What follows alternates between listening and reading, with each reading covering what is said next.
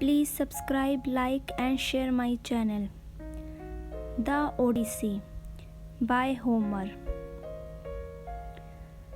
एक बार की बात है, ग्रीस राज्य की लड़ाई ट्रोय नाम के देश से होती है।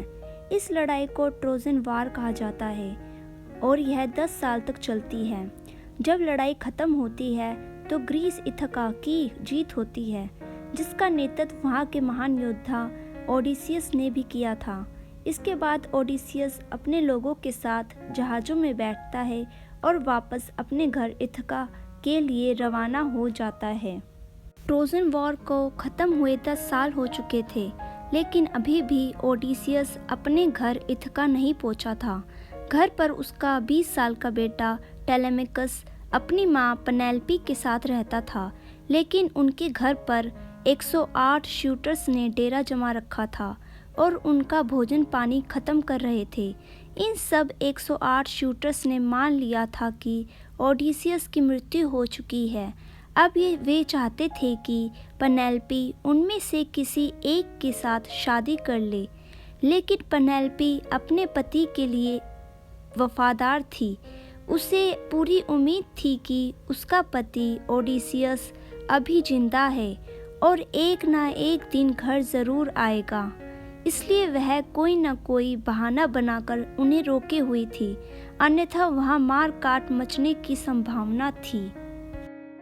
टेलेमेकस भी अब भी छोटा था और उन लोगों को रोकने में असमर्थ था। एक दिन ओडिसियस की आराध्य देवी अथीना देवताओं के राजा ज्यूस के पास जाती है और कहती है कि ओडिसियस की घर लौटने में मदद करे। इतने सालों से समुद्रों का देवता पोसाइडन उसे घर नहीं लौटने दे रहा था, लेकिन अब वह कहीं चला गया था, इसलिए इस मौके का फ़ायदा उठाकर ओडिसियस की मदद करे। ज्यूस इसके लिए मान जाता है और देवताओं के दूत हाम्स को कलिप्सो नाम की देवी के आइलैंड पर भेज देता है। कलिप्सो ने ओडिसियस को अपने आइलैंड पर पिछले 7 साल से बंदी बनाकर रखा हुआ था, क्योंकि वह उसके प्यार में पड़ गई थी। उधर अथीना एक आदमी का भेष धारण करती है और इथका जाती है। वह टेलेमेकस को समझाती है कि कल इन सब शूटर्स के साथ मीटिंग करे और उन्हें अपने अपने घर लौटने के लिए कहे। उसके बाद पाइलोस और स्पार्टा आइलैंड पर जाए और अपने पिता के दोस्तों से ओडिसियस बारे में पता लगाए। टेलेमेकस अगले दिन सब शूटर्स के साथ असेंबली बुलाता है और वही जाता है जो अथीना ने बताया था, लेकिन एंटिनस नाम का दुष्ट शूटर कहता है कि सारा कसूर पेनेलोपी का है। वह सब लोगों को गुमराह कर रही है। अगर वह जल्दी से उनमें से किसी से शादी कर ले तो सब लोग अपने आप ही वहाँ से चले जाएंगे।